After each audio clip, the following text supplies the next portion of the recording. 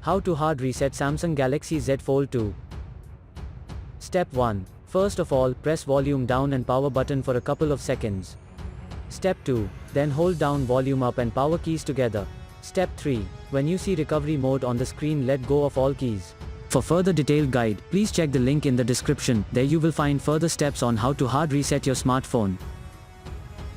For further detailed guide, please check the link in the description. There you will find further steps on how to hard reset your smartphone. For further detailed guide, please check the link in the description. There you will find further steps on how to hard reset your smartphone.